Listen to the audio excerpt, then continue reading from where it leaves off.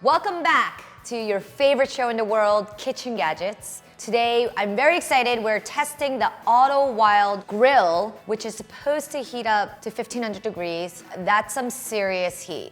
For the whopping price of $1,300, they say that you can get steakhouse quality steak at your own home. We'll see if that's true. So for the test, we're doing a few different things. We're gonna char off some peppers. We're doing 3 different cuts of steak, different fat content, different thickness. We got our ribeye, our filet, and our T-bone. Okay, the 2 dials on this machine, 1 for each side. To light it, you obviously turn on your gas. You turn the dial on, press, and ignite.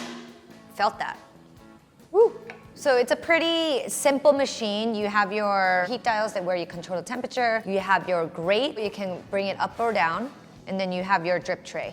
And that's pretty much it. It's very simple. So the whole point of this gadget is that it gets extreme heat. So with this test, I'm testing out a few things. We want to see even heating. How hot does it actually get? It's crazy. You can see it instantly roasting in front of your eyes. But you can definitely tell there's a little bit of unevenness. In the front, it's definitely like less hot than the back. So I think we're done here, and my peppers are completely dark on one side.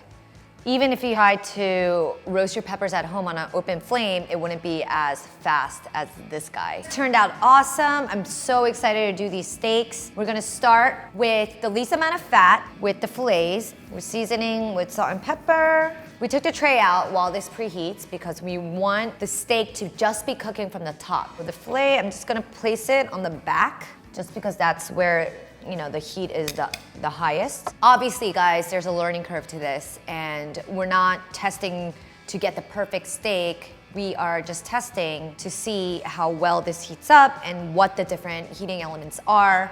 And from there, you learn and you strive for your perfect steak. All right, guys, my machine is preheated. Adding the steaks.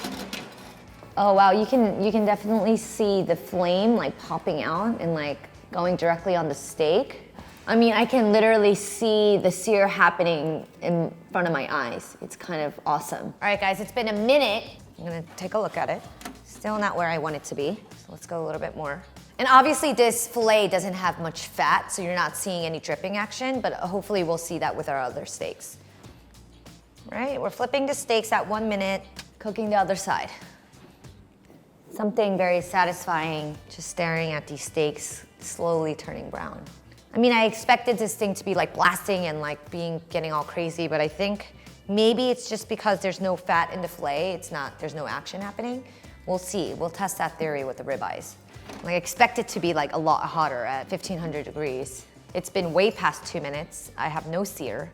I'm a little bit worried now. Very skeptical about this machine now.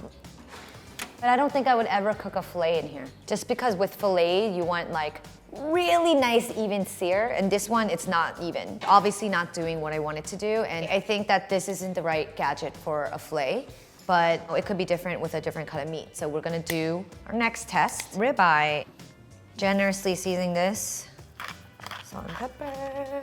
Preheat this again. I laid the steak like this, but I am skeptical because the middle doesn't have any heating element. So we're gonna test it on one side like this, and we're gonna see if it sears it evenly.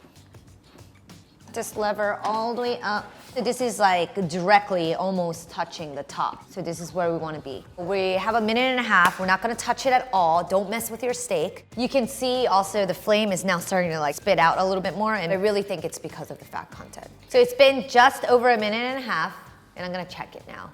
Ta-da! Okay. I feel like it's doing a little better job than the filet, but it definitely needs more time than 1.5 minutes. Okay, let's take a look at this guy. That looks a lot better. This side is like a lot darker. Obviously the middle is gray like I was talking about because there's no direct heating element in the middle. And then this side is like starting to slightly get, brown. So because the middle is gray and it's not cooking, this side is obviously like too crusty. This is perfect. So what I'm gonna do is move this steak over like that. We want this to get a little crustier. We'll see what happens. So obviously we could do this because this steak kind of like fits on whatever side and we can kind of like play around with it. But when you're doing like a bigger, thicker cut of steak, which is our next one, I am a little bit nervous about that because it's gonna be uneven. All right, so I think we're looking okay here to flip. All right, guys, so the front and the back looks like awesome. It's like perfectly seared, but obviously the middle is like gray, but I do not wanna overcook it, so I'm gonna flip it at this point. On this side, I think like 1 minute to 1.5 minutes. While we do that, I'm gonna just like go get this beverage because this has a dual functionality. Maybe that alone is worth the $1,300 price point. All right, let's see how we feel about this. The instructions in the manual isn't really working. It says to sear on both sides and then to cook it on the lowest lever, but in this case, it just like didn't even sear the way I wanted to. So you just kind of have to like play around with it. Okay, that looks beautifully charred. I'm gonna show you guys. It does look beautiful right now. It's like seared nicely. I mean, there are some like dark parts, but just generally speaking, it looks pretty beautiful. But at this point, I'm gonna check the temperature. All right, I mean, it's still rare. It's at 117, but it's beautifully seared. I'm gonna cook it at the lowest height so that I can cook it to medium rare. See, now it's a little darker. Ooh, see that bubbling happening? Gorgeous. So that's kind of cool. The other side, however, worries me a little bit, but I kind of want to flip it and do one more sear on this side. Okay. Wow, that's much better. This is perfect right now because after it rests, carryover cooking, obviously. It's at 132 right now. I'm gonna take it off the grate and let it sit. And by the time this rests, I think it will be perfect. Okay guys, the king of all steaks, it's the T-bone, the porterhouse, it's dry aged. I'm really excited to do this one. So I have to like think about this here because obviously we had this issue with like the middle part not heating up. I do want to avoid putting anything in this middle section. I feel like that works. But I think that we would need to play around with it a little bit, just like how we did with the ribeye to get it like perfectly. I'm still gonna put it directly as high as I can. So now we just wait. So we're gonna do the same cooking method as the ribeye and the filet, which the manual recommends. Sear both sides first, and then you cook it through on the lowest lever. I'm guessing around 10 minutes, just because of the thickness of this. If I were to do this on a cast iron or a grill, like the traditional method, probably 15-20 minutes. For this steak, it's been 2 minutes and it looks gorge, but I think I wanna get it tiny bit more seared. It looks like this guy is searing a lot more even and beautiful, and it's because it's dry aged, there's less water content. So the Maillard reaction is happening a lot faster. All right, so now that burned in the back. I burned the bone of my T-bone. Okay, so at this point, I think I'm gonna flip it. It's weird, I love the idea of this machine, but it's a little finicky and there's like too much playing around to do with the steak.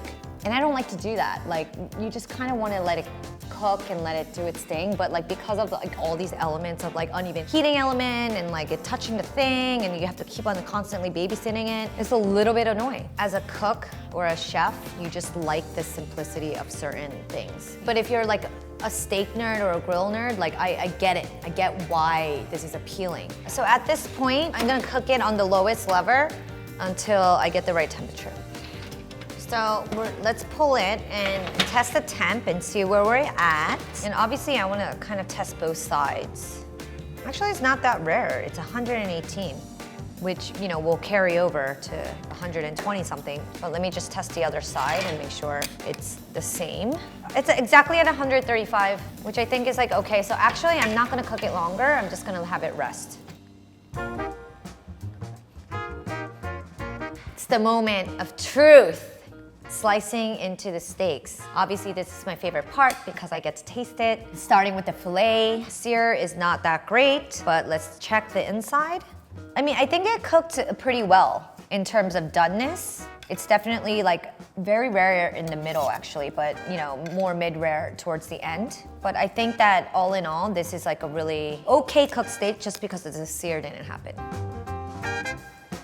Conclusion with the filet, I would not cook the filet in here. But moving on to the ribeye. It is beautifully seared and crusty, and according to my thermometer, it is perfectly cooked, but okay, the middle is mid-rare, but like the ends are a little bit medium.